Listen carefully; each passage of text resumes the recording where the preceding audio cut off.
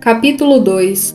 Os modelos da personalidade humana. Na superfície da consciência, nossos problemas parecem complicados e sem solução. E da mesma forma, temos dificuldade para entender as ações e os sentimentos de outras pessoas. Isso porque nos falta perspectiva correta para enxergar a nós mesmos e os outros. Na verdade, a estrutura da psique humana, nossa personalidade, não é tão complicada assim. De forma simplificada, nossa personalidade tem várias partes. Temos partes infantis e partes adultas, bem como níveis conscientes e inconscientes. Ao conhecermos a estrutura da nossa personalidade, somos capazes de trabalhá-la e resolver muitos problemas que antes pareciam insolúveis. Vou explicar neste livro como isso funciona. Como foi dito, a criança interior é uma metáfora para as partes inconscientes da nossa personalidade, que foram cunhadas na infância. Nosso emocional está atrelado à nossa criança interior. Isso inclui o medo, a dor, a tristeza e a raiva que sentimos, mas também a alegria, a felicidade e o amor. Ou seja, a criança interior tem traços positivos e felizes, mas também traços negativos e tristes. Neste livro vamos conhecê-los melhor para poder trabalhá-los. Existe também o ego adulto ou adulto interior. Essa instância psíquica abrange a parte sensata e racional da nossa mente, isto é, nossos pensamentos. Quando funcionamos no modo adulto, assumimos responsabilidades, planejamos, agimos com antecedência, percebemos e compreendemos conexões, avaliamos riscos e também controlamos o ego criança, isto é, nossa criança interior.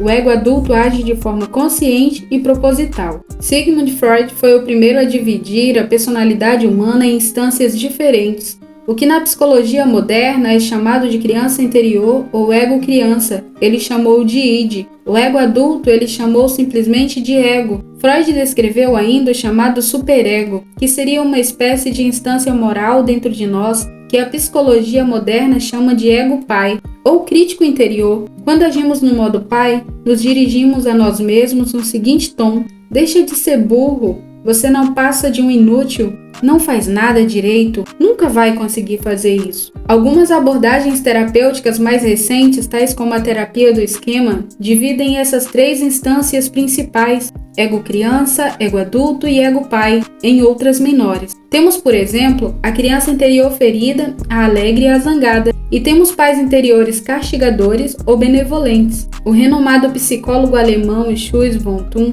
identificou toda uma série de subpersonalidades, chegando a cunhar o termo equipe interior. Neste livro, quero manter as coisas o mais simples e pragmáticas possível. Quando tentamos lidar ao mesmo tempo com várias instâncias psíquicas, a que me refiro como modos, logo vemos que o trabalho se torna árduo e pesado. É por isso que vou me concentrar na criança interior alegre, na criança interior ferida e no adulto interior. Como minha experiência me mostrou, essas três instâncias bastam para solucionar nossos problemas. Mas vou substituir os termos criança interior alegre e criança interior ferida por criança sol e criança sombra, pois soam muito melhor. Mas não fui eu quem os inventou, e sim a psicóloga Julia Tomuschat, autora do inspirador livro A Essência da Criança Sol. Tanto a criança sol quanto a criança sombra são subdivisões da parte da nossa personalidade, que denominamos criança interior, e que representa nosso inconsciente. Estritamente falando, existe apenas o inconsciente, ou seja, apenas uma criança interior. Além disso, a criança interior nem sempre se revela de modo inconsciente, pois se torna consciente assim que começamos a trabalhar com ela. A criança sol e a criança sombra representam estados diferentes da nossa consciência. É uma diferenciação mais pragmática do que científica. Em meus muitos anos de experiência como psicoterapeuta, desenvolvi um método para solucionar problemas que utiliza as metáforas da criança sol e da criança sombra, e com o qual você pode resolver quase todos os seus problemas.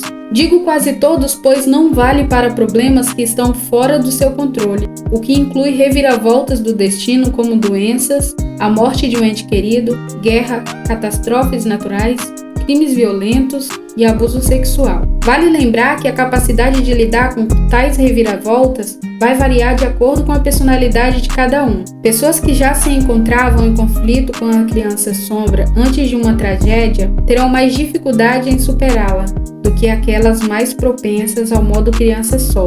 Se seu maior problema deriva de uma tragédia, você também tirará proveito deste livro, mas terá maiores benefícios para tratar problemas caseiros, dificuldades de relacionamento, humores depressivos, estresse, medo do futuro, apatia, crises de pânico, comportamentos compulsivos e outros que em geral são de nossa responsabilidade. Todos esses costumam estar relacionados à nossa criança sombra, ou em outras palavras, à nossa autoestima.